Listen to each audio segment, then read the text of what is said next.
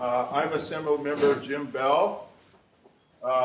Perhaps I'm better known as the husband of Pat Bell, my wife, who worked here 18 years at Anza College. So, better known by what my wife did than what people know me. It's my pleasure today. We have 4 Assembly members, soon to be joined by a 5th. State Assembly members. You have 5 legislators here to listen to you today. Isn't that great? And today's hearing is truly a partnership with the students of our local community college districts and my office. And every detail of the event, from the agenda to the speakers' presentations, has been driven by students here at Anza and several other campuses. It's only through their hard work and dedication in planning this event that we have the outreach to their peers. And over the last several months, assembling panelists, we have a great set of panelists here, which we'll hear from today, and making this event a reality. Now, today we have 2 panels. First of all, we have one that's going to be kind of short, and that's the one that we have with my colleagues here. We have members of the State Assembly. The State Assembly is made up of 80 members in the state of California. And today we're going to have 5 members of the 80 here. And we also have the other one is composed of student leaders who will represent the students at various community colleges in the area. And they will speak to the impacts of the budget cuts and the impacts that they have experienced firsthand. And we'll hear from both these groups shortly. Now, following their testimony, there'll be an opportunity for public comment and response from the legislators. So we're going to have a lot of opportunities for comments from the students. And in terms of my colleagues, I'd like to first introduce Mr. Paul Fong here.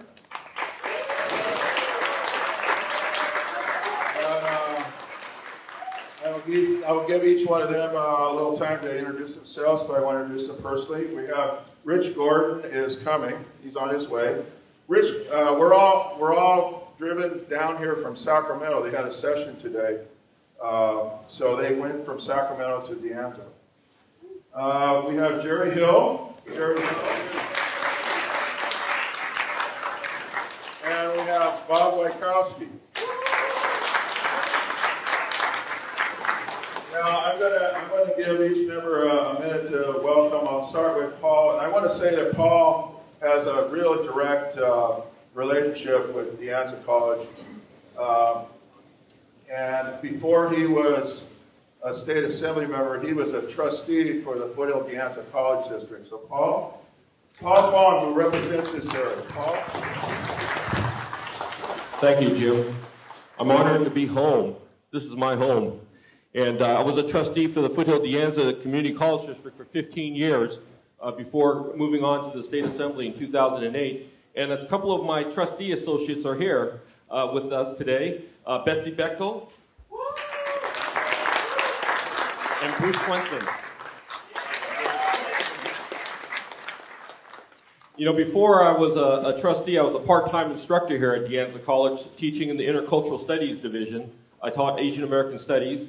And before that, I was a student here, just like the students up here. And you may be in my seat one day. So, you know, just keep it up. And I'm just honored to be here. When I first got elected to the State Assembly, I founded I was one of the 3 founders of the Community College Caucus. And the Community College Caucus advocates for community college issues in particular. Like when the budget increases were, when the budget hikes, the fees were going to be charged to the students. We negotiated the fee hikes down with the Department of Finance. So we're there advocating for the community colleges, and I serve on the Higher Ed Committee as well, and we just passed the committee just passed legislation to backfill the $149 million deficit, but it won't cover the deficit, but in the future deficits, it'll backfill the property taxes. But it's got to get approval from the Appropriations Committee still, so it may die there. But it's good policy, and we're there for making good policy for the community colleges, and I'm honored to be here today. Thank you for having me. Good afternoon. My name is Jerry Hill. I represent the 19th Assembly District, which is north of here. And I can't express to you enough how honored I am to be among you. And the reason for that is the affection that I have for community colleges. I would not be in the position I am in today or have this position if it weren't for community colleges. When I graduated from high school, I went to Berkeley. I went to Berkeley and I was there for 2 semesters, and they were kind enough to ask me to pursue my educational career elsewhere. I went to the College of San Mateo. I spent a year there, and during that time I was able to kind of learn how to study, become a better student, and work my way up, and had to petition the dean to get back into Berkeley. And they accepted me back, and my last 2 years were fine and great grades, and then I went on to San Francisco State for a teaching credential.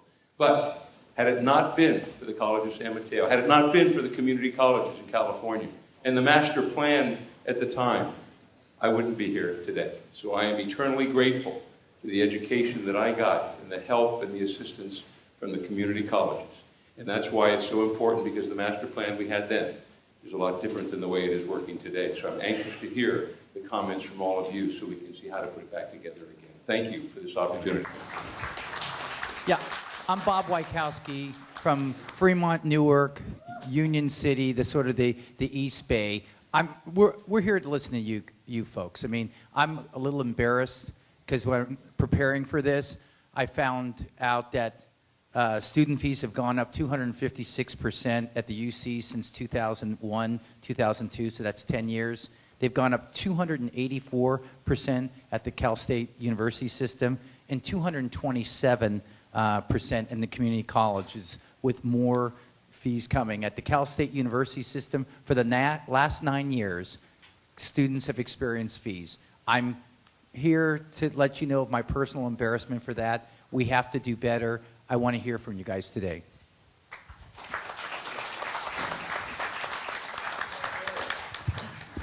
Okay.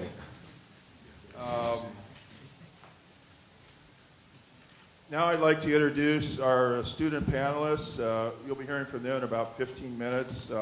First, Kevin Feliciano. Kevin from Ohlone.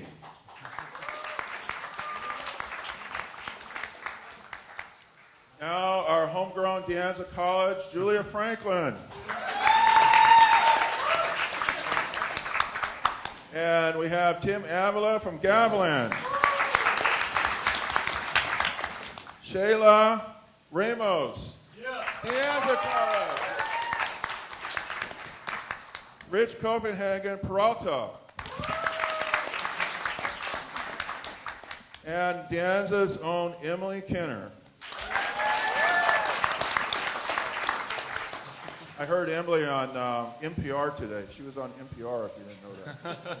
I think they're replaying that. I've got one. Thank you. First of all, I want to thank all of those who have organized this event. I'm very pleased to be here.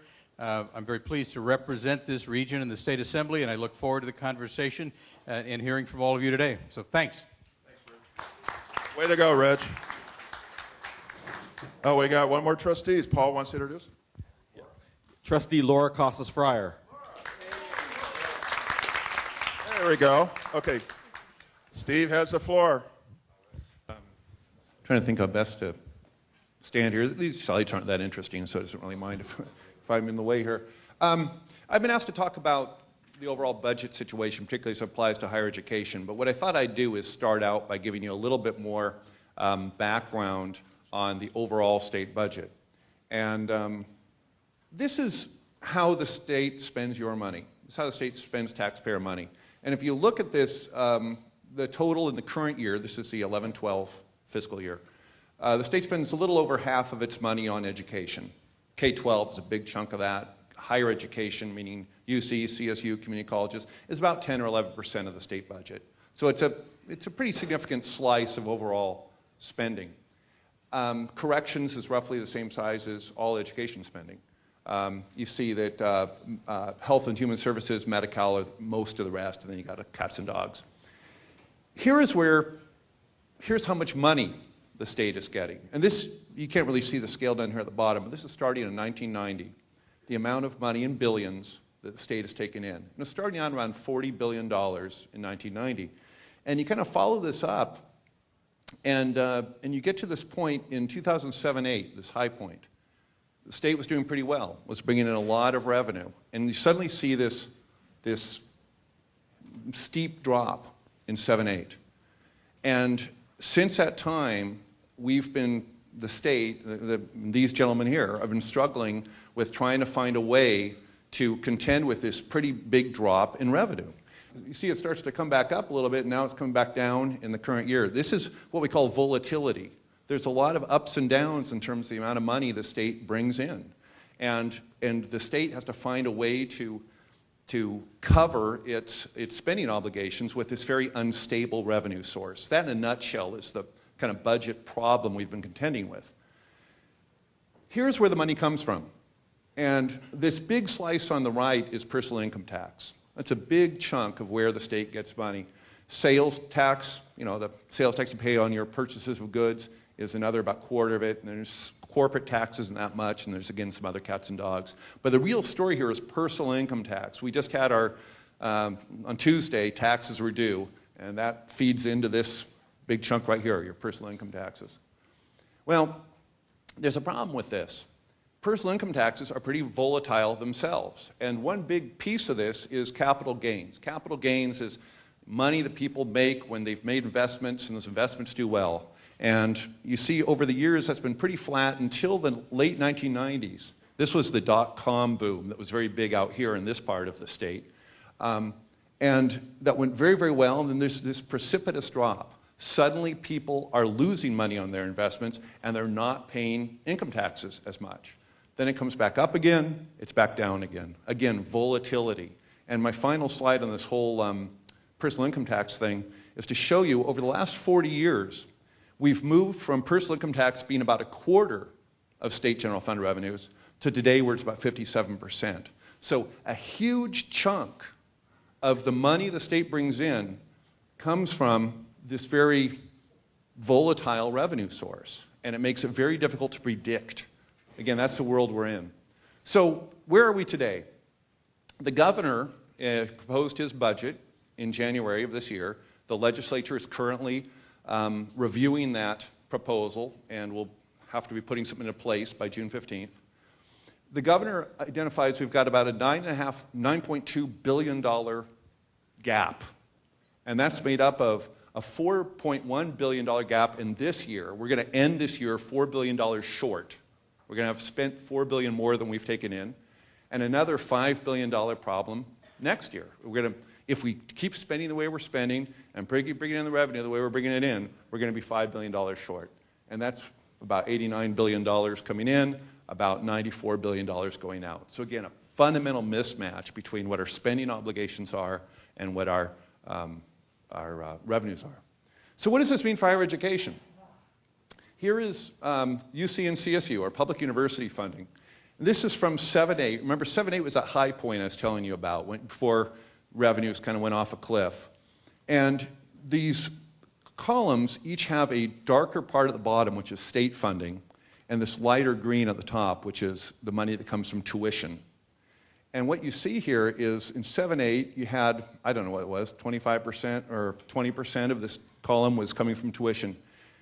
And then you see the state general fund doesn't go up at all. We bring in a little bit more in more tuition because there was a tuition increase.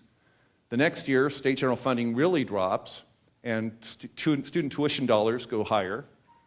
Tuition dollars higher, tuition dollar higher, tuition dollar higher. The point to this story is really two things. One is, in general, state funding has been declining, and in general, student tuition has been increasing, trying to backfill that reduction. None of these numbers is adjusted for inflation, and none of them is adjusted for increased enrollment. So, in normal times, you would expect these overall funding amounts to be going up each year, Instead, they've been relatively flat because of the backfill using student tuition revenue. Community colleges, a little bit different story. First of all, student tuition, student fees make up a very small portion.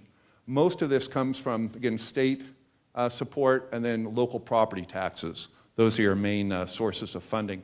And you look at this each year, overall funding has been declining. In 10-11, it was a pretty good year, but then it's back down again. This is the governor's proposal for 12-13, and it's kind of misleading. The governor's proposal is to spend more money on community colleges, but in reality, and I don't want to go into all the details, just the base funding, the core funding for community colleges would be pretty flat.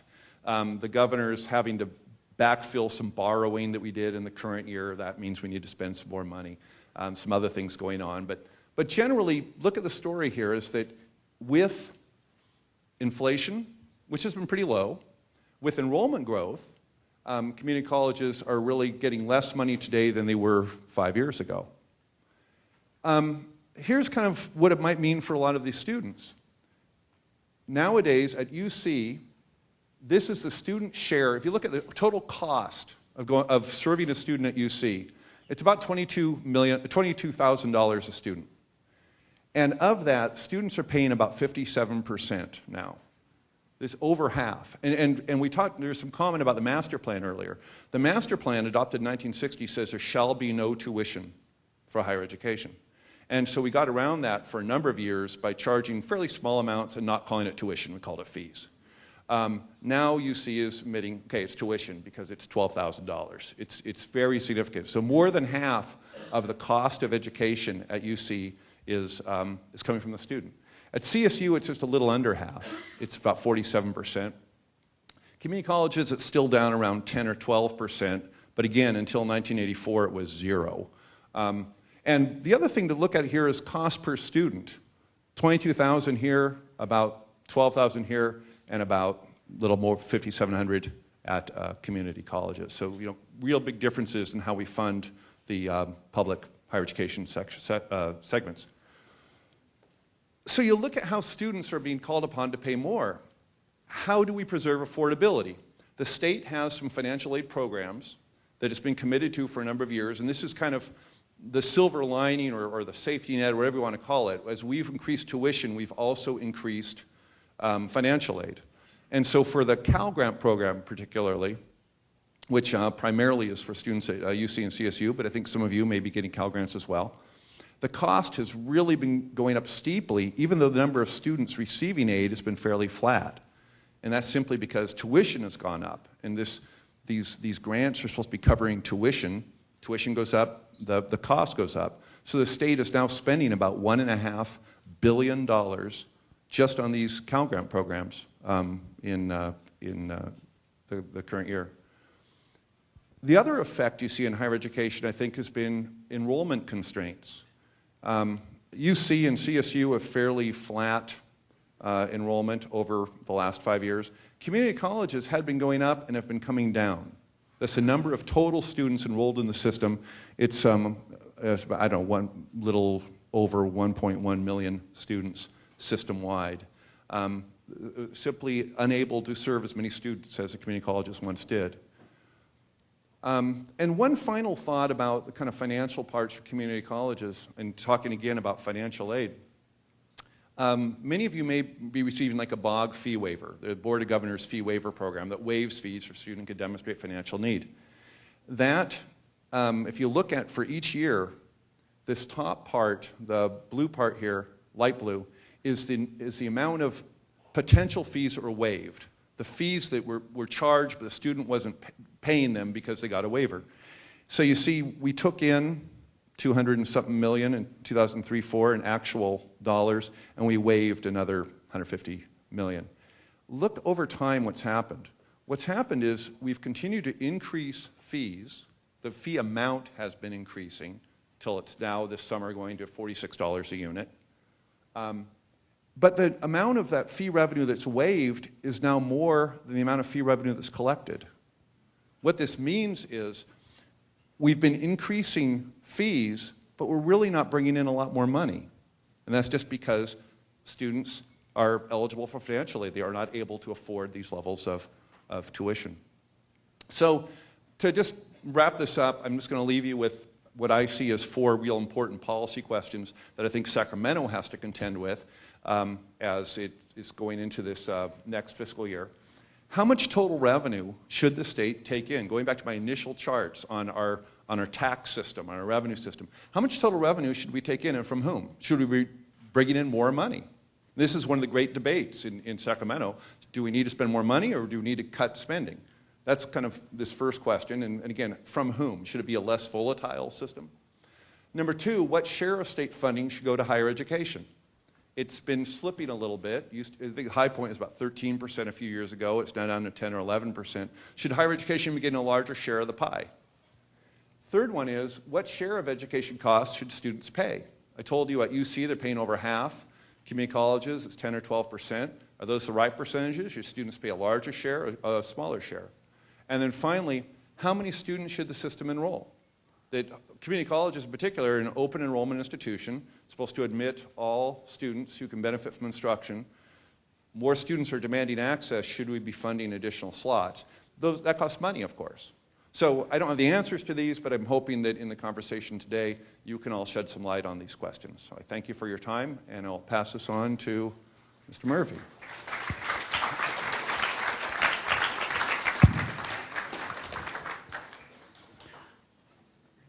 Welcome, everyone. I'm Brian Murphy. I'm the president here at Anza College. And I wanted first to acknowledge also our chancellor, Linda Thor, who's joined us. She's up here in front. Linda relocated from Arizona and discovered this, the numbers that you just found. I really have only 3 things to say. My slot here is the briefest possible administrative overview. The first thing to say is that the great debate in Sacramento is about taxation. It's exactly one of the questions Steve raised. I need you to know that the 5 persons here are our allies and our friends. They support us. But they are in a profoundly divided political environment in which there is a commitment of many to not raise the taxes. And so this question of taxation and the question of revenue, a question you might think of as one very far away, having little to do with us right now, is at the absolute heart of what happens to us here at this place. So as we talk about its impact on students for our budget, keep in the back of your mind that the men who are here are in an environment where the question of where the money comes from is central. Second thing I want to say is that to the 5 of you, this is your answer. This is not an abstract question for the men and women who are here. This is a college of uncommon commitment to each other and to the education that's in this room and in the buildings around here. This is a place that we are enormously proud of. We've lost 20% of our funding. We've only lost about 12% of our enrollment. And the difference is made up of faculty who take more students in, of staff who serve more. It's a college that's trying its best to respond. We are annoyed and frustrated and tired. At the same time, you're feeling of excitement and energy. You walk around this place when the meeting's over. You're going to feel a buzz in the air. That's young people not just learning, but engaging each other on these public questions. It's a good place, and it's a good place partly because your work is not foreign and alien to them. The politics of this state matters to the men and women who are here. And that's my final point, which is to say that if I misspoke and it doesn't yet matter to you, get on it. We need to work together to defend our interests and to advance the interests of our communities, the men and women with whom we work here, and our families. So I'm really, really proud of you for being here, and I'm now going to turn it over to those who are your direct spokesmen and women, because they speak from your experience, and they speak to what you know to be true. Thank you. Turn it over to Kevin. Good afternoon. My name is Kevin Feliciano, and I am the student trustee for the Ohlone Community College District. So if you're from Fremont or the surrounding area, it's just up however many freeways you need to go to get there. And so on another hat that I wear is I represent all of you and the millions of other students in the California community colleges as the president of the Student Senate for California Community Colleges, which, like I said, represents all of our students in the 112 community colleges across California. And so what I'm going to talk about today very briefly, because I really don't need to explain to you guys, is course reductions. One of the things that we as the Student Senate try to convey to our legislators is that when you cut the community college budget, yes, they're dollars, but it means more than that. It's students. It's futures that are being cut by the budget cuts. 3 years ago, we were educating nearly 3 million students. Now we're educating 2.6 million students. We've lost 400,000 and countless more over the years. 10 years ago, we were educating, I think it was 35 more students than we were educating now. And that's a big deal. With course sections, our students are staying in the system longer. How many of you this quarter or last quarter or a quarter you've been here were not able to get a class? Yeah. Think about the students who aren't in this room, who aren't on campus today because there weren't enough classes for them to take. And so, as President Murphy mentioned, it is a collaboration between the administration and the students. The administration and the faculty take more students in, they serve more students, even though they're not getting paid for it because they are here to make sure that you get your education. And then the students, you guys, we all stay in the system longer than we need to because we can't get the courses that we want. And so when you think about cuts, you're thinking about the number of sections that are being cut, the number of students who aren't being served. This year alone, we turned away over 300,000 students that were ready and willing to learn at a community college, most of them graduating high school seniors because we did not have space for them. And so that's my biggest appeal to you guys is that the more cuts to community colleges, the less courses that we're going to have, and the less opportunities we're going to have to get our education.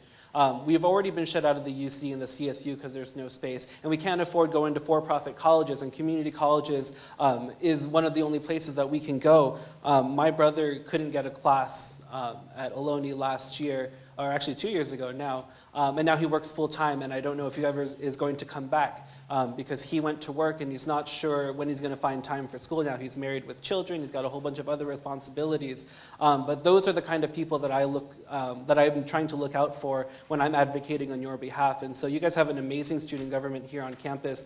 Your president, Arvind Ravichandran, is an amazing person who's from Fremont, sorry.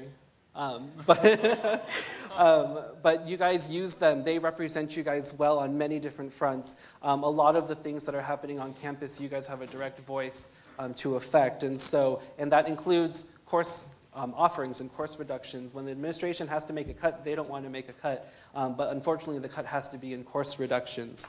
So a lot of the times when we go to advocate, we want to remind them that you're not cutting just dollars from the budget, you're cutting students, you're cutting the future of the state of California out of the system, out of the budget. California is as great of a state as it is because of the master plan we passed in 1960, was the free education that we as citizens, or residents rather, of the state of California were entitled to. And so we'd like to remind the legislators to not lose sight of that. And I know the 5 gentlemen here do not lose sight of that. So that is my piece here. Thank you.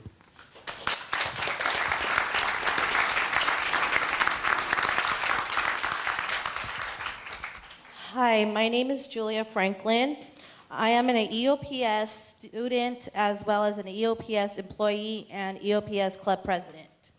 EOPS stands for Extended Opportunity Programs and Services. EOPS in the last 3 years has taken a 40% budget cut. Even with the college's help, EOPS still has to turn 25% of its students away. There are so many students who really need these programs and programs like this. I personally would not have gone back to school if it wasn't for EOPS. There are so many students who thank us on a daily basis for this program. The counselors, the advisors take their time and discuss education, plans, transfers, and real issues to help students succeed in college. Also, being a mother, it's hard to see what my children's future will be if these programs are not here and available to help. Thank you.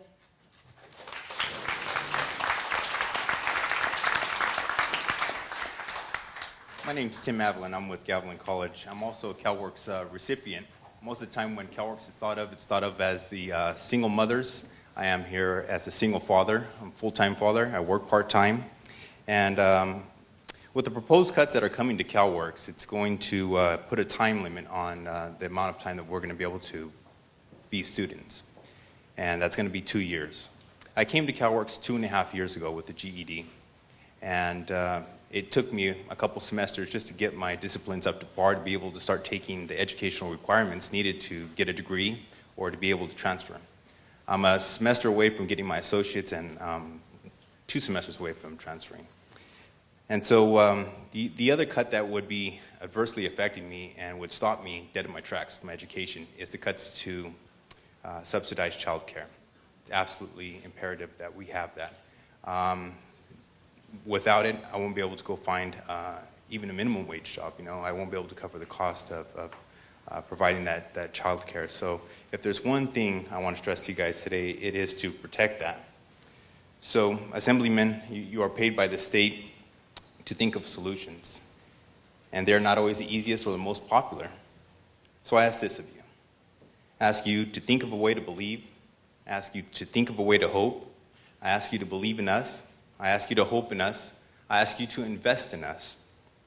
I'm not asking you for blind faith, and I'm not asking you for blind hope, because today you see, with all these faces here, that faith and hope have a face. Your vote has a face.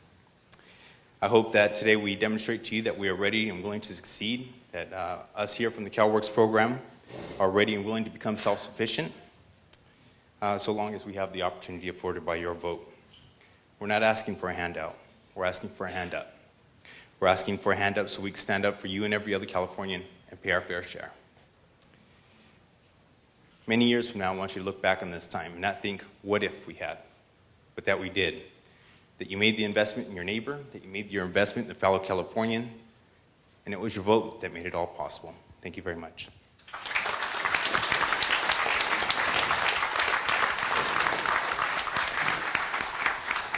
Hello, good afternoon, and thank you for coming and joining us. My name is Shaila Ramos. I'm the Executive Vice President for the Student Government here on campus, and I'm also an administrator for a program here on campus called HEFAS, Higher Education for AB 540 students. So I'm here to talk about how the budget cuts is going to affect, and is affecting, and has been affecting undocumented students all over California. First I want to ask, who knows what AB 540 is? Raise your hand. Kind of 40% of the room. So AB 540 stands for Assembly Bill 540. There's 3 requirements to qualify for AB 540. Been 3 years in high school, have your GED or high school diploma, and also be registered at an institute of higher education. So a lot of undocumented students fit under these requirements, and they apply for AB 540, which allows them to pay in-state tuition. I'm one of these students. I came when I was 2 years old. My parents brought me. It wasn't my choice, of course. I was 2 years old. And I have been dealing with the difficulties. I grew up with the same peers who are citizens, and I never knew that I would have these difficulties trying to reach my higher education. Right now my major is peace and conflict studies, and I want to become an organizer. I want to help my community. And because of the budget cuts, and because of things that we've been fighting for, legislations that we've been fighting for that haven't passed, I can't reach those goals. Thankfully, the California Dream Act passed last year, so woo, yay, California Dream Act. So and thank you for those legislators who supported that. So that's gonna help undocumented students a lot, and starting next year, in January 2013, it's gonna provide some financial aid for these undocumented students. But one of the things to remember is that this legislation only helps AB 540 students, which I said before is only those students who meet those 3 requirements. So how about these undocumented students who didn't go 3 years in high school, who only went 1 or 2? They are not receiving any help. And they told me to talk about how the budget cuts is affecting undocumented students, right? Like, it's affecting undocumented students the same way it's affecting all students here. But it's just making it more harder. It's adding that, if you see it as a ladder, and you open the door at the end, it's making the ladder a little bit harder to climb because of these budget cuts. And so every opportunity that legislators get to help out these undocumented students or any students who are trying to get a higher education, even though like for undocumented students, it's not for sure that they're going to get a job. And that's a whole other issue about comprehensive immigration reform, which I don't think we're here to talk about, but it's something to think about also, right? So that's my point. So please help out all these students, and every opportunity that you do get, any loophole, try to push for it. Thank you.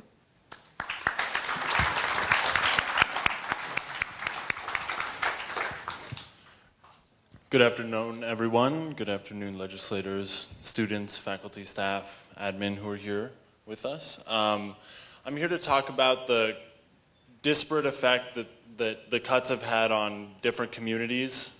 In the past, we've built programs which have supported and built foundations for many different types of students to come and engage on their educational journey with.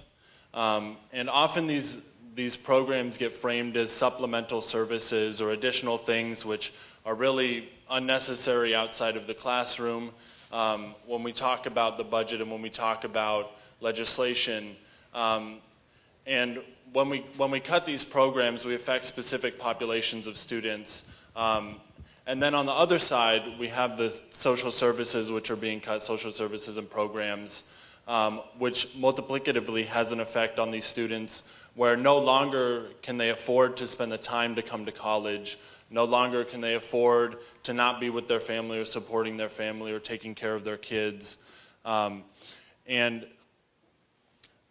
as we go down those roads, we have an exponential impact on communities which are traditionally underserved. You look at Oakland, and so Oakland's one of the communities I serve. I apologize for not introducing myself. My name is Rich Copenhagen. I'm the student trustee for the Peralta District up in Oakland and Berkeley. And so Oakland, one of the communities that I serve, has a very large population of people who come from the inner city where there are no longer services, there are no longer safe social enjoyment areas, recreation areas, that's the right word. And even the police are being trained by the military, by the Marines. And we look at education as a gateway for these students to come out of this, but often it's in the context of classroom only. And we really need to look at it holistically within the context of all of the services that we provide to these students, provide to our students, and legislation which takes a holistic view at the student as a person, and how we can really uplift our state from being one of the lowest in success and funding for education to being where we used to be as one of the most top of the line, leading edge states where other countries would come and look at our programs, where other countries would come and look at our master plan. And actually other countries do come and look at Anza, but I'm not jealous, it's cool. No, but we really do need to look at things comprehensively, and I really appreciate everyone taking the time to come out and speak up, and the legislators for coming to hear us. Thank you.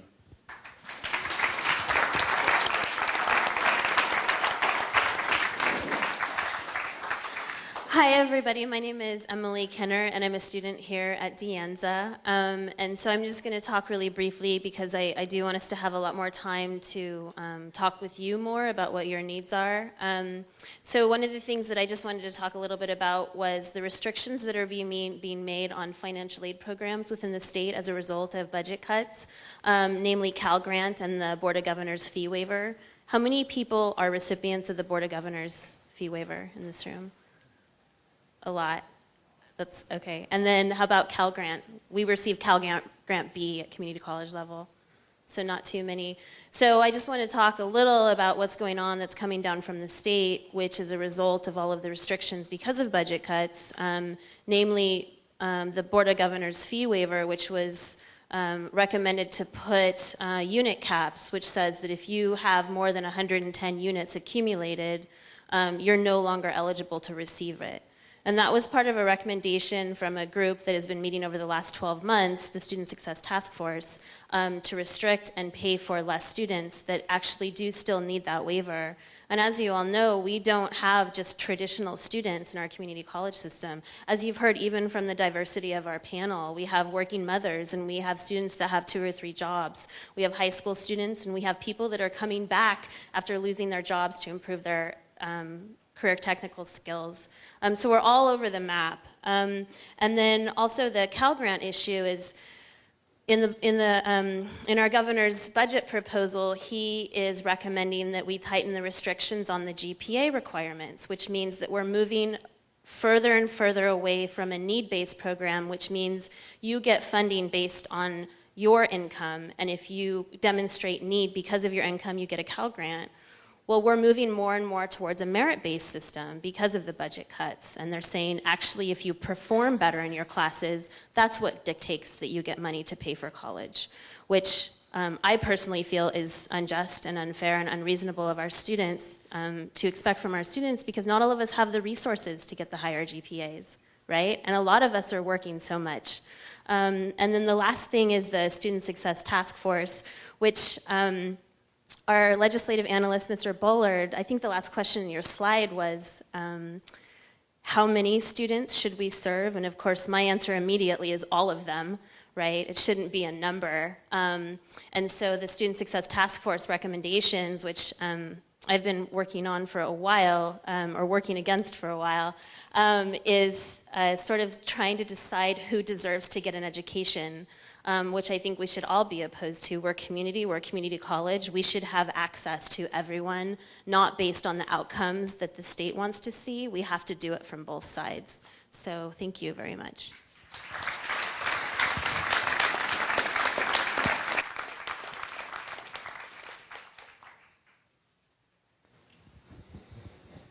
Well, we're turning it over to President Murphy to facilitate our dialogue with you, and he'll facilitate questions and answers, and we'll receive answers from either student panel comments or legislator comments as needed. So I'll turn it over to President Murphy at this time. So it's a open mic and a conversation. There's a mic right here. If you have something to add, please come. I have 3 ground rules. Why not? 1 is be brief. 2 is if you actually have a question, ask the question, rather than just proclamations of something. And 3rd, you can really genuinely ask questions of both our panels. I think the legislators would love to respond, so would the students. So feel free to ask either group to respond to particular questions you have. I'm wondering what I can do as an individual to help repeal the proposition that's passed by the voters to cap property taxes, because I know that's caused a lot of problems both for community colleges and also for K through 12 education. Thank you. I believe it was a question on Prop 13, to get right to the heart of the matter. Very good. I believe in a split roll tax. Since Prop 13 came in 1978, commercial taxes used to account for 60% of our taxes. Now they account for 40% of our taxes, and residential accounts for 60%. And we need to get to a 50-50 ratio somehow. And so I believe in updating the commercial tax rolls, and I believe in the split roll tax. And so that should help us a little bit.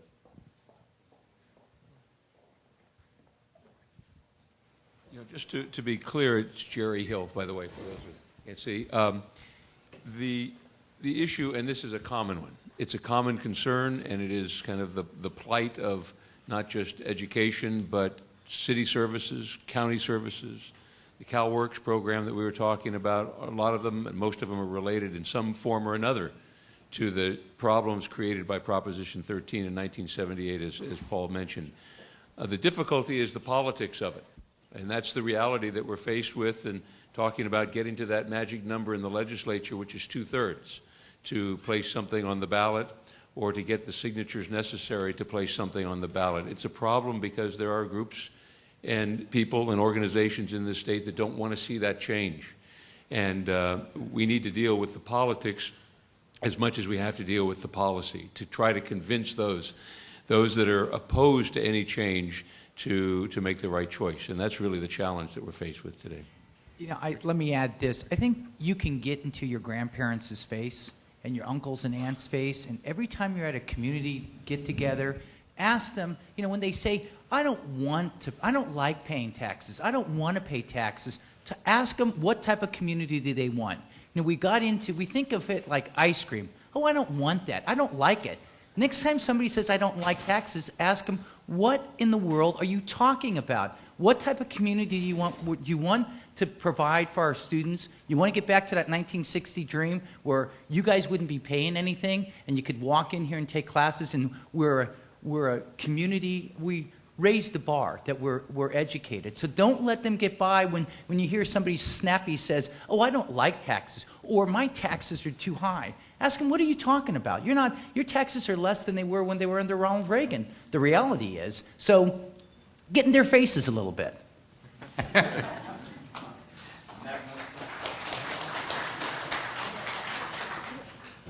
So I live off of student loans and financial aid, and something that to qualify, I have to be a full-time student.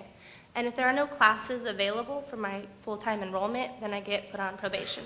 So if you guys are going to be cutting classes, is there going to be any adjustment of the financial aid full-time student loan fees? Because after 6 months, then I start to have to pay back, if that makes sense. Thank you. First of all, that makes a lot of sense. And I appreciate you raising it. One of the advantages of those of us from the legislature coming here is that we can pick up nuggets of things that we can go back and try to fix. And that's one we should go take a look at. If we're unable to provide the level of funding support so that the colleges can provide enough classes, we shouldn't be penalizing you if you can't get a class that isn't offered. So I, for one, will go back and take a look and see what we can do. Thanks for bringing it up. Thank you. You know, feel free to form a line. It's okay. So I have a Yeah. response. So on the student side, at least for that question, because a lot of the students that we find are taking classes that they don't need just to be able to be eligible for financial aid. And so one of the things that we're trying to do, working with, oh, it's on now.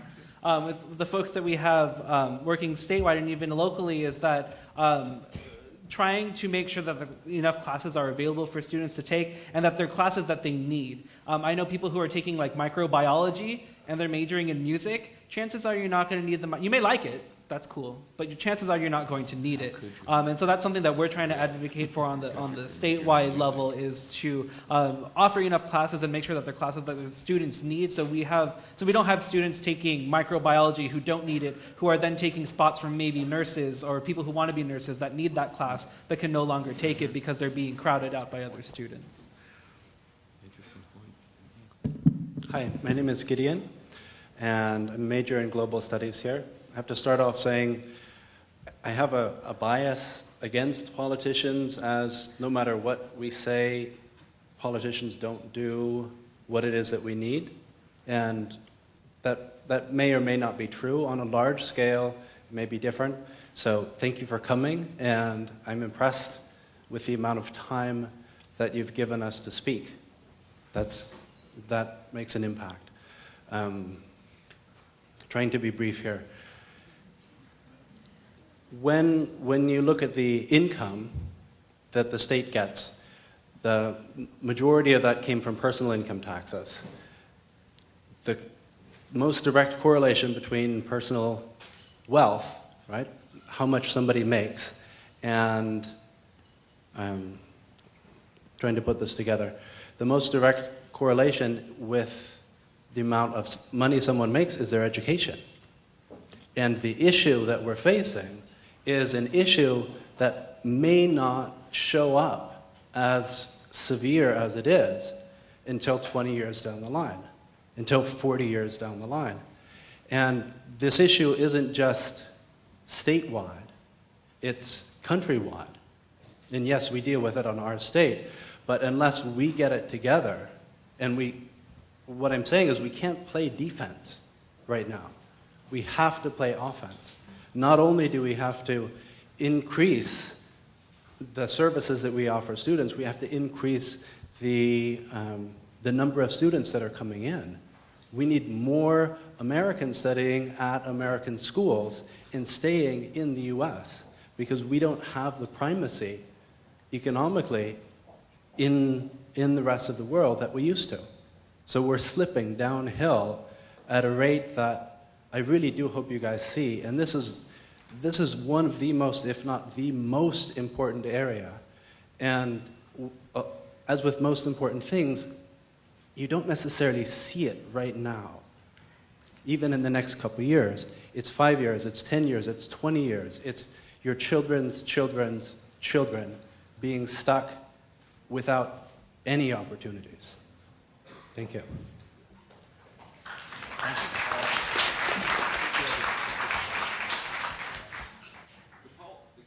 College for Campaign for College Opportunity determined that there will be 1 million graduates short by the year 2025. And so I totally understand what you're saying. And I tried to do a little bit to correct that by introducing a transfer reform movement from the students that articulated to me their frustration at transferring to a 4-year college from community colleges. And I introduced AB 2302, which would allow the community college transfers to the UC systems to be a smooth and transitional way where they don't have to duplicate their classes. And they're working on that right now. And SB 1440 by Senator Padilla mandates the CSU and the community colleges to work out a transfer reform agreement as well. And so we're trying to incrementally solve that problem with the limited resources that we have. And we were very creative in introducing the transfer reform movement last year. So thank you for your question. Thank you. The main thing I wanted to communicate is that the situation is not okay, and it's your job to find solutions. And I'm letting you know that we need those solutions. We know we need them. So thank you for looking.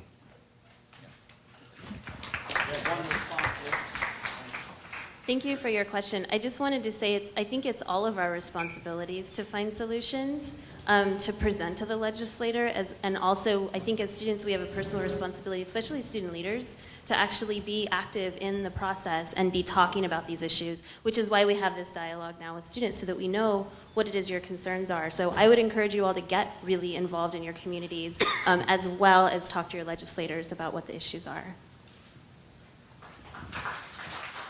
Hello, good afternoon. My name is Ben. Thank you for your time. Mr. Bolliard provided a very informational pie chart which showed how taxes are being allocated. And one of the statistics is funding for prisons is commensurate to education, which is really startling. And I guess my question is, how are our legislators substantively addressing the growth of our prison industrial complex due to the privatization? And I suppose this statistic is on the rise and will overshadow possibly other, our top 5 budget demands. So if you may address that, please. Well, that sounds like one I have to answer. Prisons. We're spending more money on prisons now than higher education. Now get this, 34 prisons, about 170,000 people in the prison. We spend $50,000 per person on the average for each one of the people in the prisons. We have so many people in the prisons that we have an overflowed situation, and we send 10,000 people to prisons in Michigan, Mississippi, Texas, Oklahoma. We send 2,500 people to Mississippi to house California prison inmates. What we need is we need a reform. You know, when the gentleman talked about long range, we need a strategy to deal with the criminal justice system to change the reason why people are in prison and the reason why people go into prison, and then 75% of the people that go into prison when they're let out, 2 years later, they're back in prison. Did you know that? So it's like they come in and out, in and out, in and out. We need to have policies that deal with that. And one of the biggest things that I've been working on is I'm chairman of the Drug and Alcohol Committee.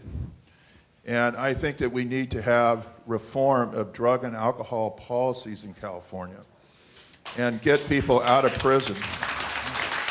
And we need to get people into treatment, not into prison. And that would save a huge amount of money. There's a proposal in our budget and some legislative proposals to reduce the penalties for drug offenses. I think that's worthy of consideration. I also think that we have to have a long-range strategy to reduce the number of people that are addicted and have mental, you know, the Los Angeles County Jail has 2,500 people in it that are mentally ill, and they sit around during the day with 18-inch chains chained to tables. They're mentally ill people. And can you imagine why we let ourselves get in a situation where we're spending this kind of money on people because we don't have adequate mental health programs in California? So we're spending a lot of money on this, and guess what? Every dime spent on prison is taken away from higher education. You saw that chart? Every dime that's spent on increasing the budget for prisons is taken away from higher education. So you have to deal not with just with higher education budget if you want a solution. If you want a strategy, you have to spend it time on fighting for reform in the prison system. And that's something I think we ought to really recognize. So thank you for pointing that out. Other people? Bob? Yeah, I think one of the things you ask yourself, if room full of students, how did that happen?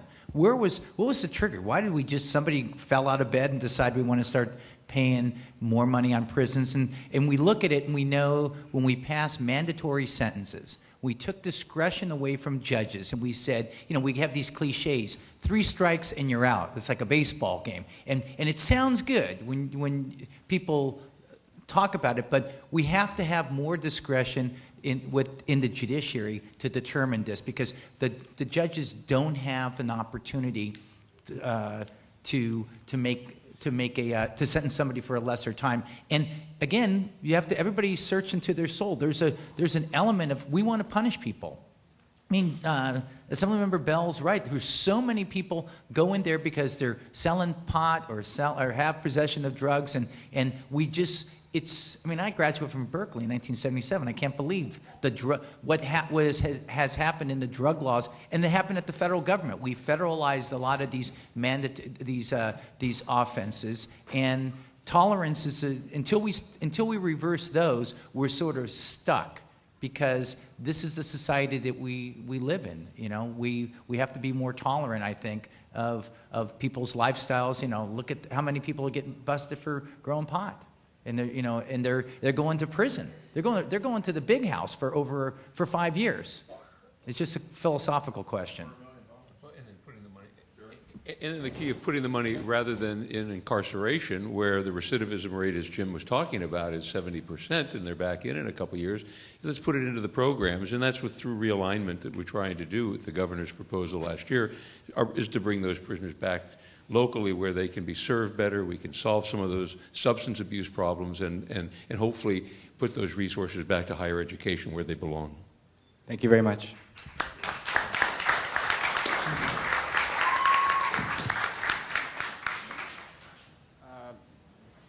I'm hoping that most of the people sitting here would understand my English. I was not ready. I thought we are not allowed to ask questions. But I'm just going to give a very brief information about my life, and then I'm going to ask you guys a couple of questions. I came to America just because I couldn't go to the honor program in my country, just because I'm a minority there. Because I was a minority in Iran, I couldn't go and play in the elementary school for my soccer team. And just being Iranian in Turkey, I had the same problem. So I came to this country to start everything all over again, to just educate myself. And exactly just 2 months after I came, September 11 happened. And since then, I have a problem with immigration. And the main problem that I have with the Homeland Security is they lost my file. That's why I cannot leave this country. They say, okay, we just give you a temporary green card every single year, but you cannot leave this country. Because of that, I couldn't go to the UCLA honor program for electrical engineering. Because I don't have $100,000 to pay a non-residency fee. I love this country. This country gives me opportunity to talk without getting shot. And I know that California government spent 5 times on prison than education.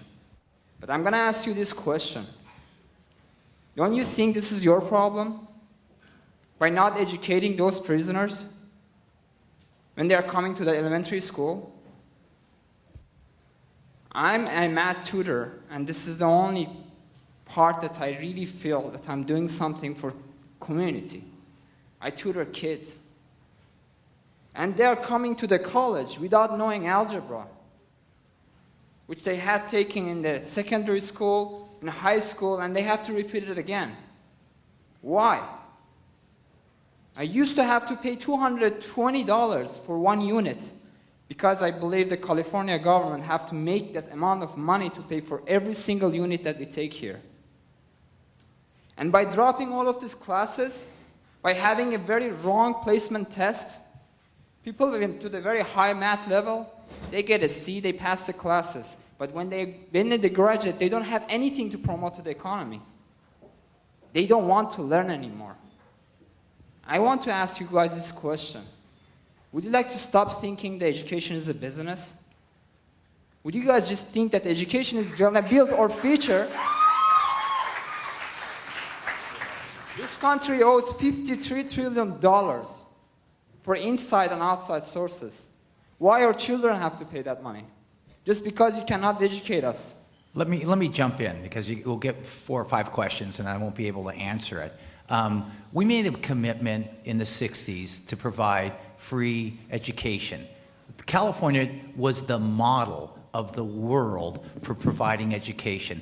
I'm not focusing on educating somebody in the prison, educating somebody who's a veteran, educating a single mother. I'm interested in educating everybody. Everybody has an opportunity. Now we're off track, and we've wandered from that path because we're doing other things. I want to get back on the path. I don't think there's a person that's up here that isn't committed to doing that. One of the small things we do is we have a bill that our speaker has introduced on the middle class scholarship, where we're going to close a corporate loophole for out-of-state corporations, and we're going and hopefully reduce the tuition that we had up on here by 3/4. It's not going to solve all the problems you're talking about, but the idea is that we're getting back on the path, and that's the commitment that at least I'm sitting here can make to you. It's a big problem. What's the number of that bill? 1500 and 1501. AB 1500 and 1501. Thank you very much. May I ask one last question? If you really ask it once, quickly. I am having a lot of problem with the people around me just because I really want to tell the truth. I want to have integrity. Okay? The constitution of this country is the only constitution in the world that they don't have the word citizen. It says people. And I believe I'm one of them. Now I'm going to ask you this question. I really know that you guys have a lot of problem with the government. But I strongly believe just because we're playing the game inside of our campuses, we are losing a lot of money. Just because the union has a problem with administration, and we have to pay for that mistakes. Because someone who doesn't really know how to teach have to sit there because he have a tenure. Please do something about that.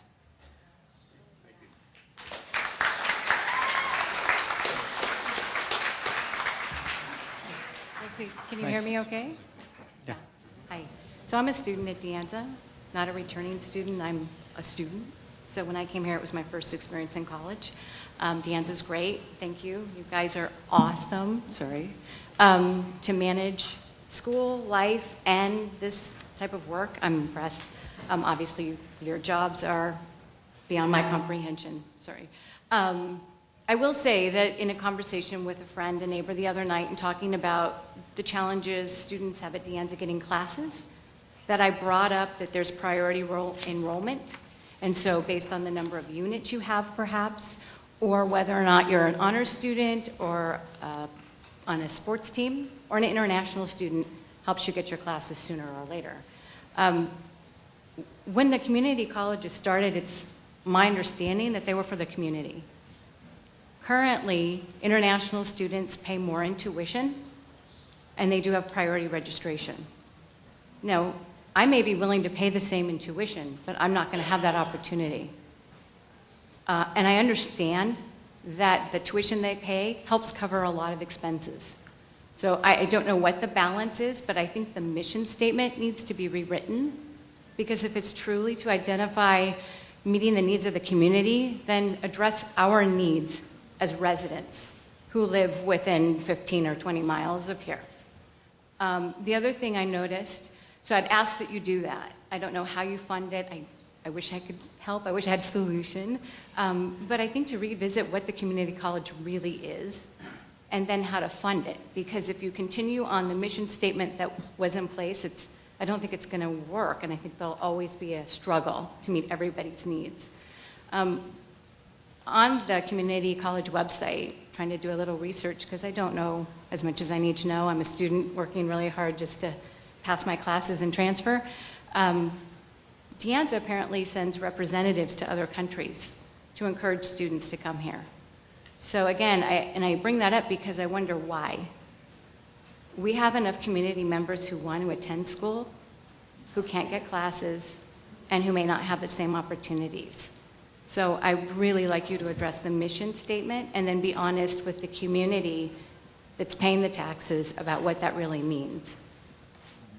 So I can answer the enrollment priority question. Actually, at the meeting I was at just before here, we talked at length about enrollment priority. There's proposed changes for it. And currently, I'm not sure whether or not De Anza gives priority enrollment to international students, but the enrollment priority systems at each college is determined by each college outside of what the state mandates, which is foster youth, veterans, EOPS, and disabled students, DSPS students. And so those are the four categories that require, or that are required to be the top priority, I guess, place in line. Oh, and CalWorks, EOPS, CARE, CalWorks, that cohort of students, my apologies. There are some students in CalWorks who aren't in EOPS and the like.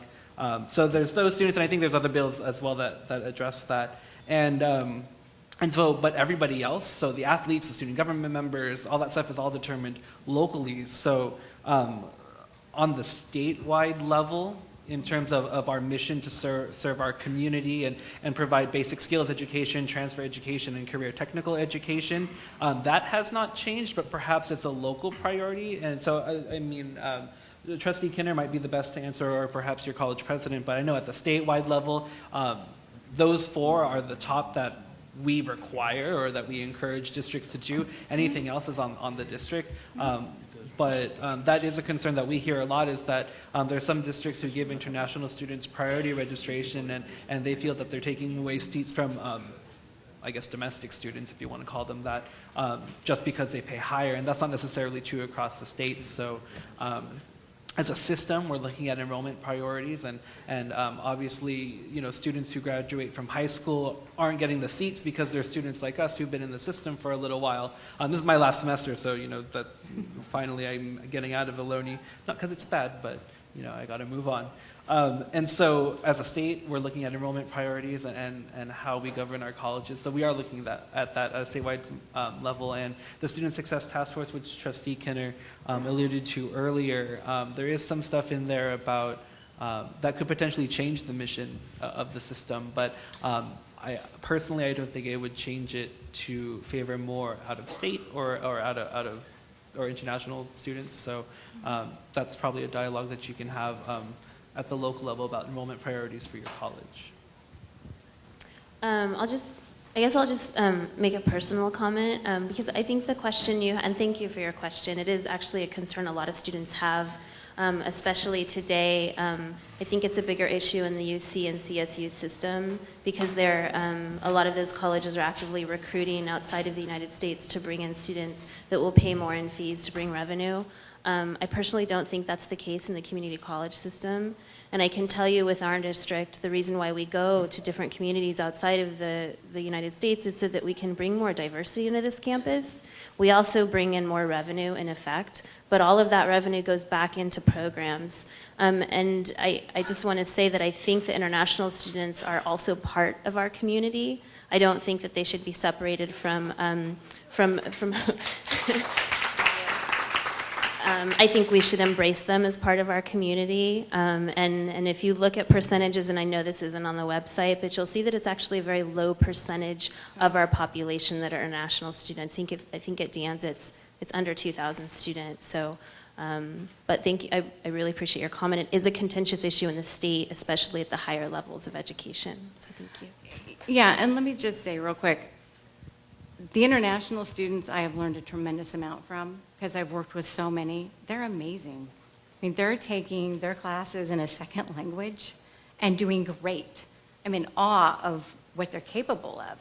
And so it's not that I want to exclude them or separate us. I just think you all need to know that we're all different now than we were in 1960, right? And so to state that mission statement initially, which I love, of course, because my family helped build the college. I just think it's important that you realize that there's a lot more to it than just back to the basics and how to solve the budget issues that way. Thank you.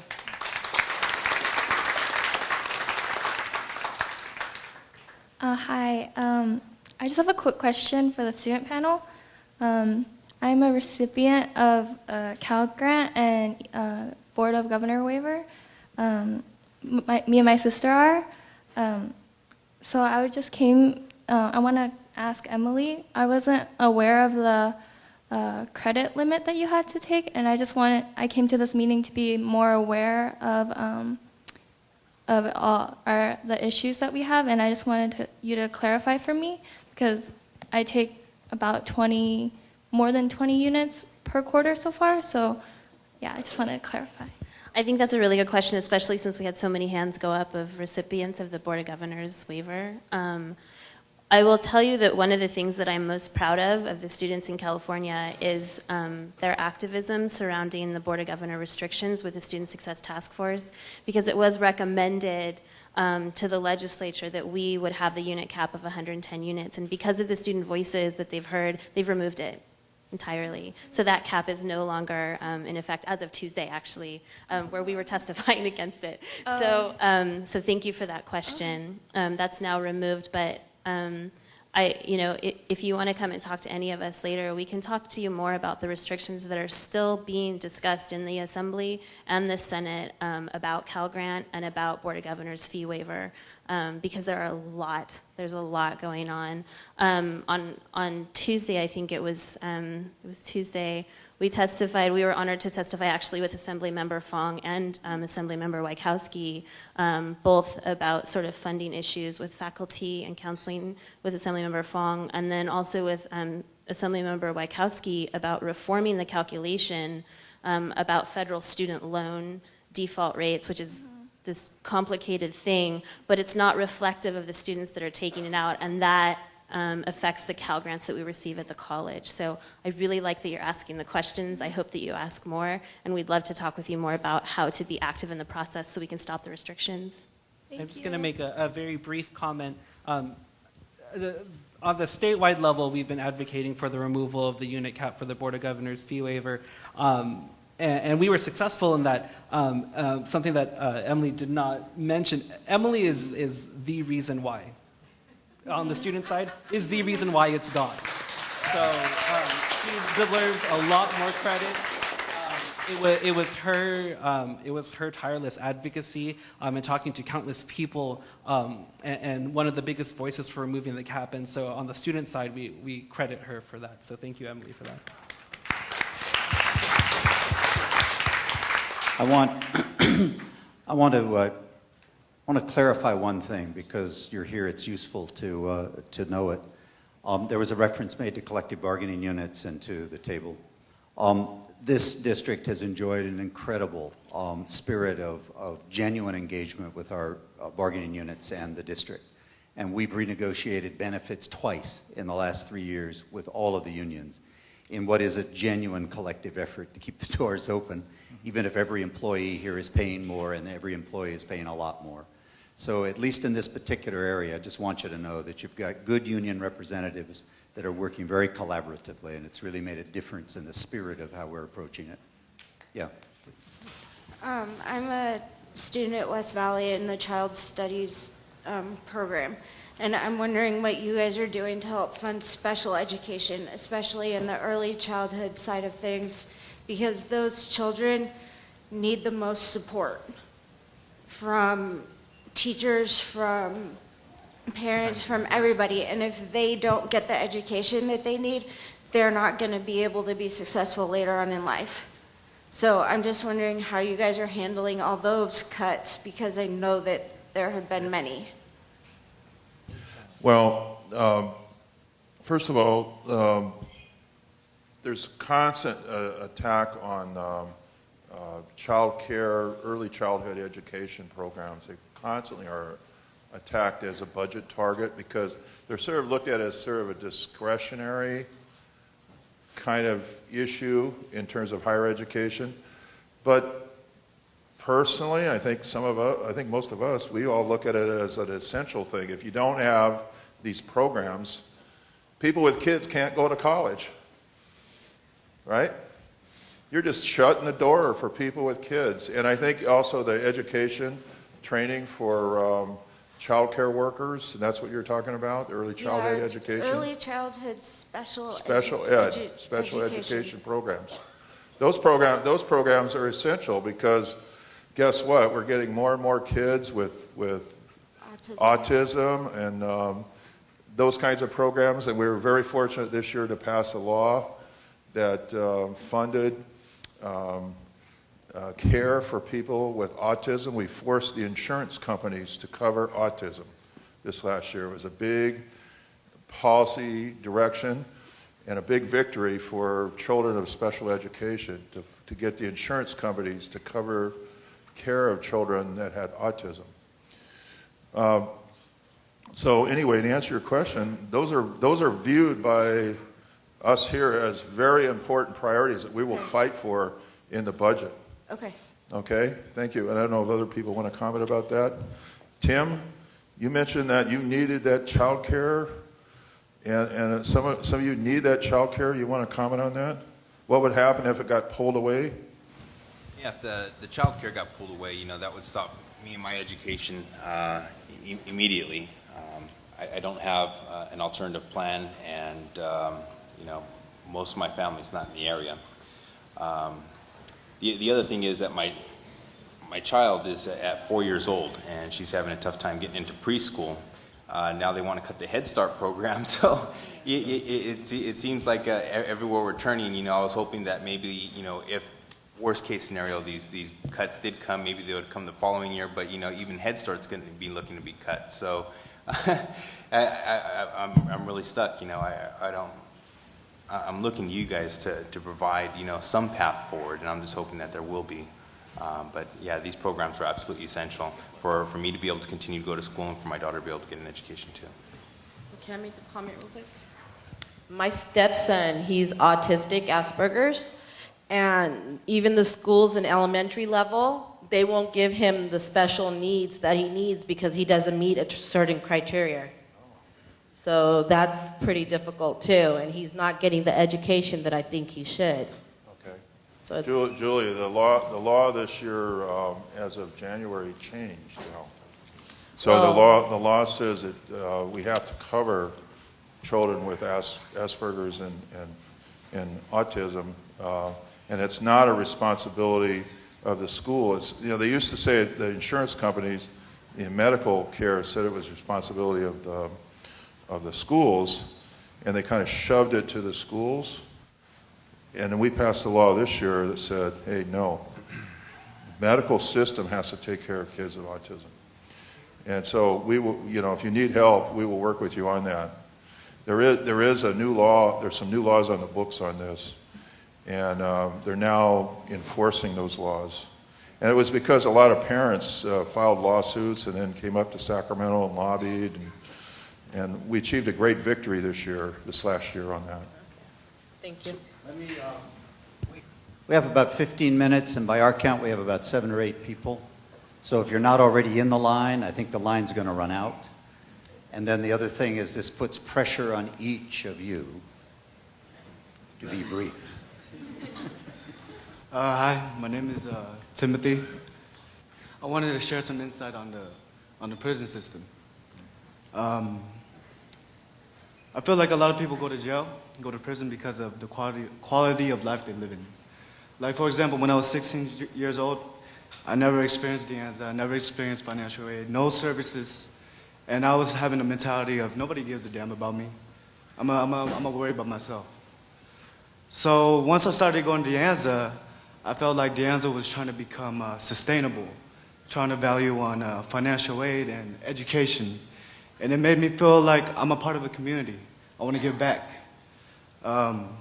I used to be incarcerated in a CY, California Youth Authority, and I met a lot of people that were from Compton, Watts, Sunnydale, Oakland.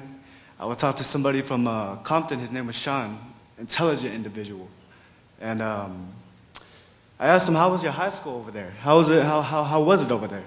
And he told me he didn't have computers. There was no programs.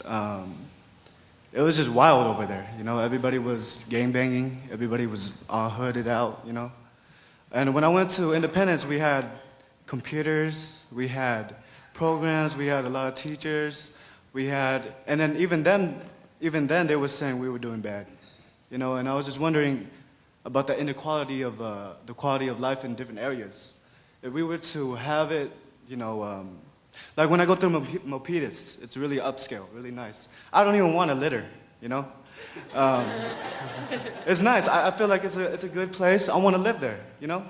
But if I was born somewhere else and it's really ghetto, it's like, what's this? What am I living for, you know?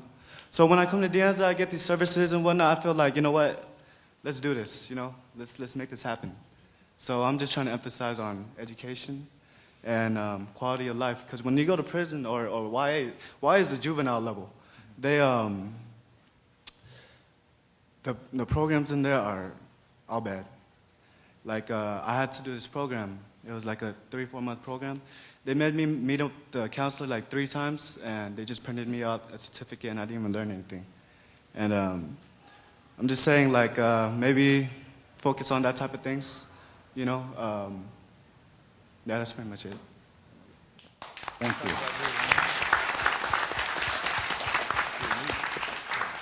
Next. Good afternoon. My name is Navroop. There's many financial aid programs out there for students that are most in need. However, many students also come from a middle-class background, and they are not eligible for financial aid. And I believe that middle class is often overlooked. And the truth is, price hikes and tuition hikes are often a big burden on middle-class families as well. I come from a middle-class family. I am a full-time student. I work part-time. And my goal has always been to transfer to a UC. But with all the recent price hikes and tuition hikes, it's becoming really worrying. It's becoming really stressful.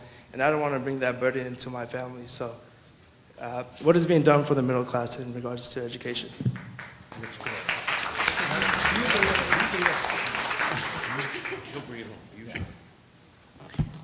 All 5 of us who are sitting here are co-authors of a piece of legislation that would deal directly with what you're talking about. It's called the Middle Class Scholarship Act. It would tax out-of-state corporations who don't pay taxes right now in California but do business in California, and they ought to be paying tax here. And we would tax them. It would raise about $1 billion, and that money would go directly into the hands of middle-class students going to UC and CSU to reduce fees and tuitions by at least 2/3. Now, the corporations have just formed a huge political action committee to try to stop us from getting this passed.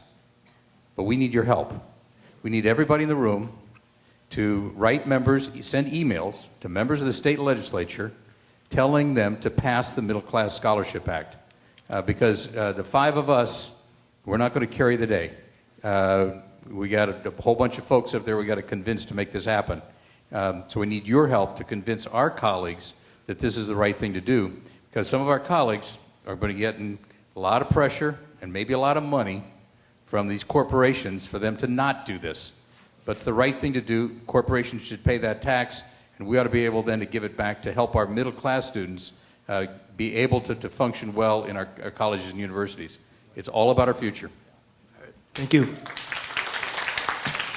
It's called the Middle Class Scholarship, and it's Assembly Bill 1500 and 1501. I have an email with a whole bunch of corporation names on it, so I can forward that to you. Yeah.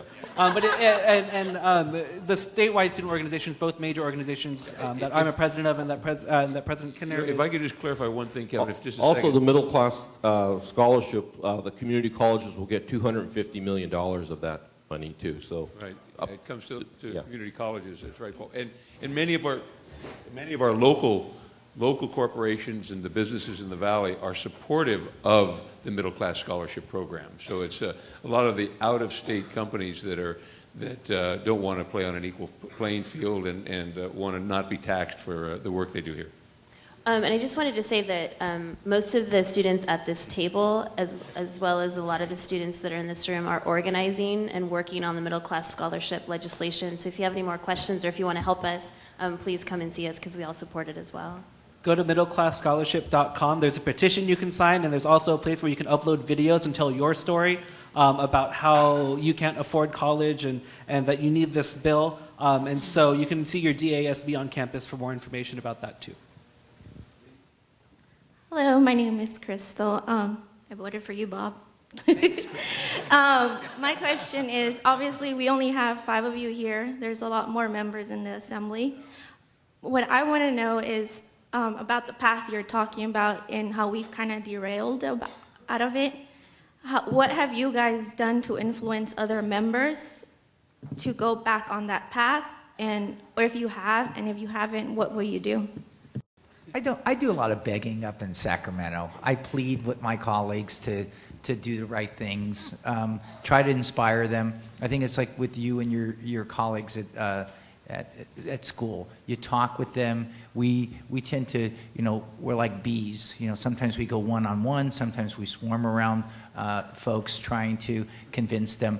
I find that one-on-one conversation is good, and I don't, we had advocates up for this debt, overburdening students with debt, and we got creamed in committee. But that doesn't stop me from continuing the education of my colleagues. I think that's what you have to do. You have to. These folks sitting with me have an enormous amount of energy and optimism. And when things go bad, they regroup and they try to figure out another path that we can go. I sound like Spike Lee. I think part of it is you want people to do the right thing, right? You just say at the end of the day, let's do it right. And if I could follow up with that, and Bob's absolutely correct. We try to convince, talk to, and cajole and everything we can to make for our colleagues to make the right decisions and get in the right path. The problem, though, is they're not really interested in listening to us as much. And the other problem is the ones from Southern California, it's a big state, California, with 38 million people. They're, frankly, not quite interested in listening to you. We listen to you because as you sign up back there to vote, that's the key. That's the end of the line for us, and that's the important part. But as I mentioned about Proposition 13, a lot of this is about politics. And what I've always encouraged for K through 12 education and others, as people are coming and speaking to us, it's the old saying, you're talking to the choir, you're preaching to the choir. What we need to do is go to that. There must be the community college league, the state organizations, the students reflected, and have them go into the districts of the members who are questioning and not following the right path. Get into their districts and let them realize that if they don't make the right decisions, If they don't follow the course that we know is best, then that voting action will give a different outcome for them. I think that's what's important, is to take this fight statewide and get into those areas where the problems are created and the problems are located today. That's how we can see some change. Hi, I'm Rasheen, and it's actually funny that all these people are here because this is kind of like my story. I grew up in the East Bay. I went to James Logan High School, which had a population of about over 4,000. My graduating class was 750, and that's way too big. And pretty much everybody went to Ohlone, and I was planning on going there too. Except a week after graduation, I moved to Tres Pinos, which is about 5 miles outside of Hollister, which is where Gavilan is located. But I couldn't go to Gavilan because I didn't have a driver's license, and there's no busing where I live. There was no way for me to get to town. So the only place I could go was De Anza, even though it's 61 miles away from my house, exactly. I could only get here because my parents worked up here and I was able to carpool with them. Now that I drive, or since then I've gotten my driver's license, I drive 4 times a week, sometimes 5, to get here to school. So far this week I've put in 9 hours in my car and I haven't even driven home yet.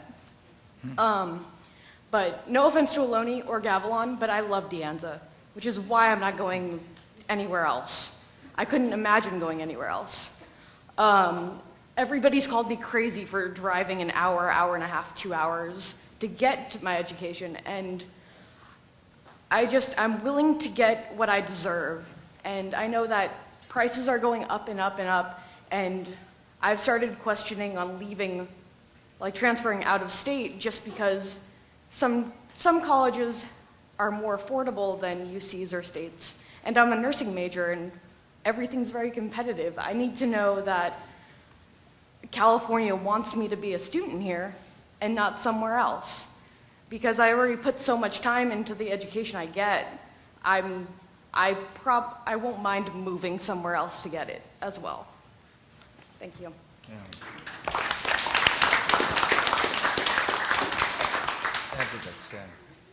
We're going to move on, and I'm aware of our time constraints. We really only have about 5-6 minutes, so I'm not exactly sure. We just go ahead on, and then when we hit that magical time, we'll all turn and look at them and see how much more time we secretly have.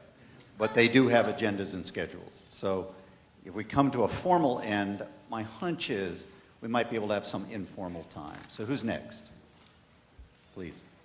I'd like to say, like, as one of international students, I just let you guys know that, like, we do suffer with tuition as well as like local students do, and like because of all economics and budget cutting, all our schools are running out their budgets.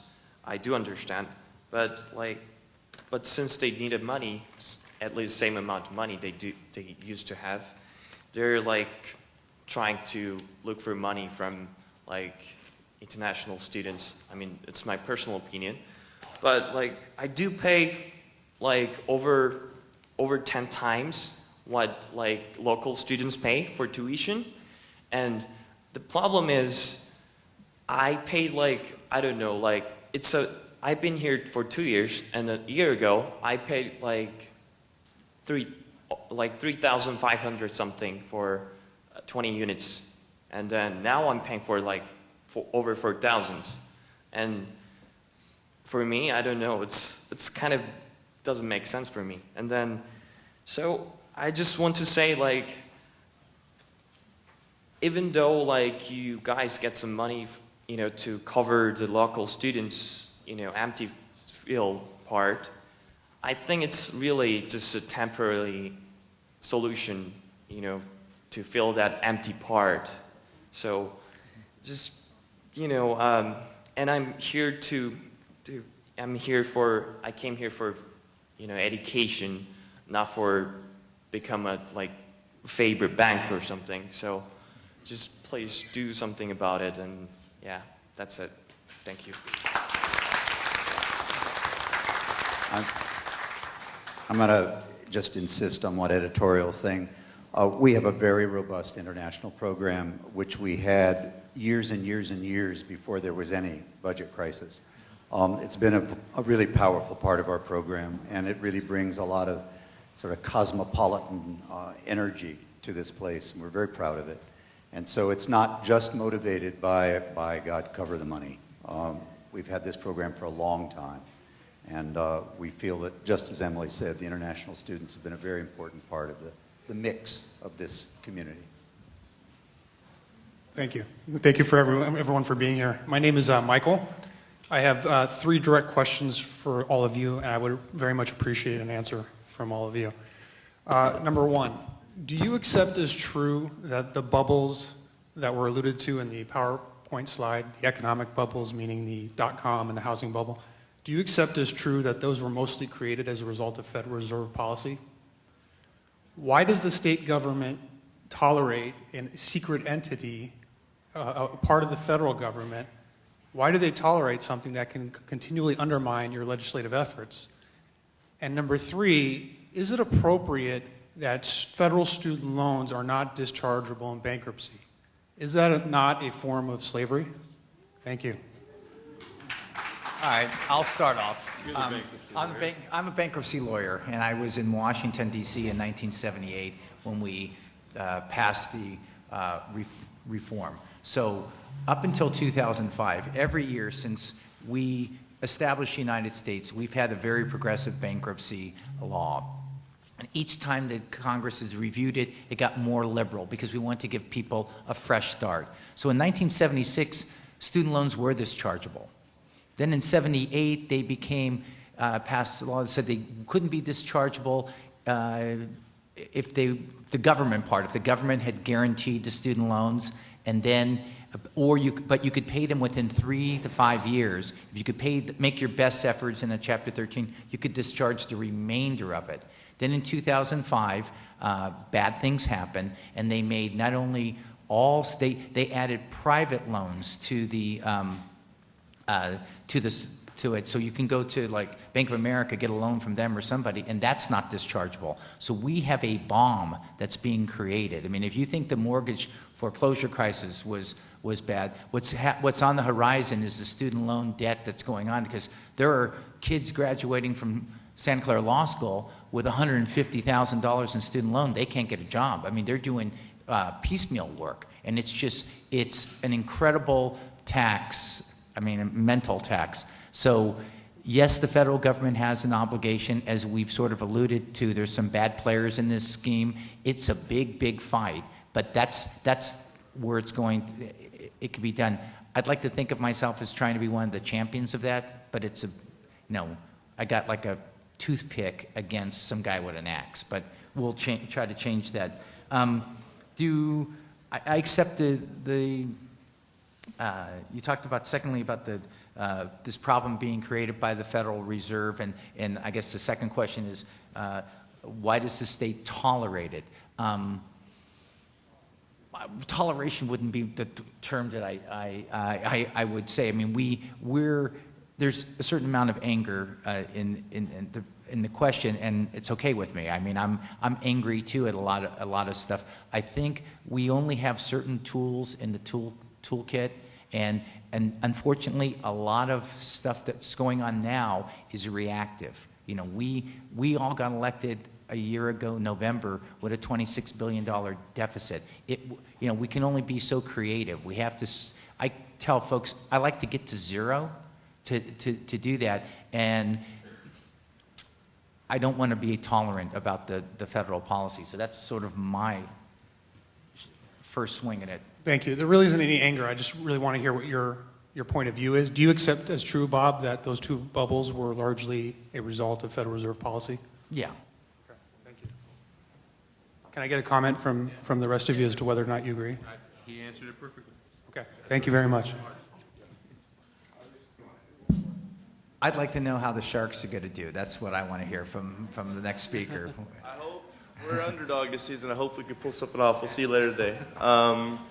But on to more serious matter, as much as I look forward to the game later. here's a little bit. I know we're on time constraints, but for me, I just have. I'll keep it relatively short. I have always had to deal with being an underdog myself. You know, I was born disabled too, and I don't try to use it as a crutch. So I kind of try to hold it in secretly. I don't even have DSS services yet, and I just try to, do what I can, work hard, prove the critics wrong, and do what I can. And for someone who has some impairments with some learning disabilities and had to grow up with the effects of, lack of, being, help with math. I came into high school with a 5th grade level in math, and everything else was up to par, but my math skills were not dealt with as a kid. And that brings into a question of, with the budget cuts, like someone brought up earlier, with disabled student services, that kind of scares me, because I might finally just brave up and sign up for, not feel ashamed for signing up to DSS. I might do that later. And my question is services like that need to be kept intact? Because for me, I only have one weakness, and it might prevent me from transferring. And I'm on the right path, almost out of here soon, but math could delay me. So I just want to make sure, hopefully, that you guys will fight for, disabled student services, because I have one Achilles heel, and I almost have everything else out of the way. And mathematics has always been one of my weaknesses. Secondly, for me, I got sick, really ill, like possibly where the point it could have been life-threatening during the fall of 2011, and I ended up having to drop classes because I just couldn't do it. I was too ill. I was ordered bedside rest, almost had to be hospitalized, had my lung infected through toxic chemicals I breathed in, and I was punished. It was not the school's fault, just the way bureaucracy works. And I had to pay off almost $1,000 to the school for dropping off, because I got paid financial aid because I was keeping my grades up. And then I had kind of a downfall effect ever since for my health because of what happened. It was kind of affecting me, stress mentally, physically, emotionally. And I'm on the right path again. But my question is there any sort of rules that could be, I know it's probably beyond power, it's not state, but with FAFSA and people who get really ill, whether it be something like pneumonia or something serious like cancer or something like that, is there any sort of way that need, I don't know about that, when it comes to illnesses. Well, that's pretty much it. Thank you very much. Thank you. Well, you're going to the right college. Fortunately, I was a student here in 1972 when the disabled program started, and I helped get that going, actually volunteering with the disabled students. And this is the right college to attend if you are disabled, and they really take good care of you. They'll help you transfer and all that good stuff. So congratulations on your success. I know also that Gavilan has a great program, disabled student program. I don't know the other schools on Loney. I think it should be a system-wide program. As a dad of somebody who has developmental disabilities, I'm a dad, so you know what they say about me with these programs? Don't get between the bear and its cubs. And I'm the bear. So I'm the guy that's going to protect programs for the disabled students.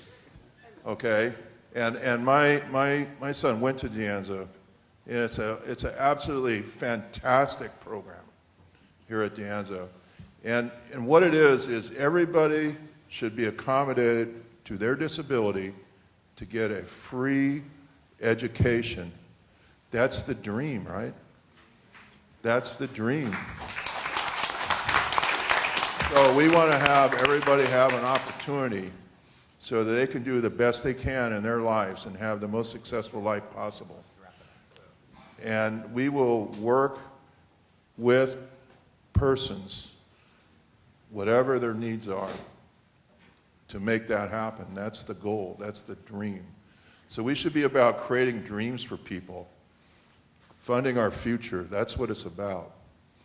So thank you for being the last question. And on the statewide level, at least for the students, that's one of our biggest kind of talking points when we talk to legislators, because the disabled students program got a really big cut in our system a few years ago. And so that's one of our biggest points when we tell people to fund education, and that's really important. Ohlone serves the largest population of deaf and hard of hearing students, but there isn't enough money for interpreters. So that's really one of the big key points that we advocate for on a statewide level. I have a request for everybody. I'm sure that there are some petitions down there on the tax initiative. It's the Millionaire Governors Merge Hybrid Tax Initiative. If anybody hasn't signed that, or if they've got a half hour and they can walk around their neighborhood and get signatures, this is part of the solution here, is that we need to raise revenues, and this is the vehicle that we're using. So help yourselves. I have some petitions right here, actually. I don't know if there's any in the Good back, so job, feel Ed. free to come up here. The student body president would like to say. Oh, okay. Yeah, please. Arvin. I just wanted to thank all the students that came here and for taking time out of your day. I also like to thank the assembly members. Some of you drove far away from Sacramento to come to our beautiful college. It's really an honor for us to have you here. And thank you for answering our students' questions so well. And also thank you to the student panelists.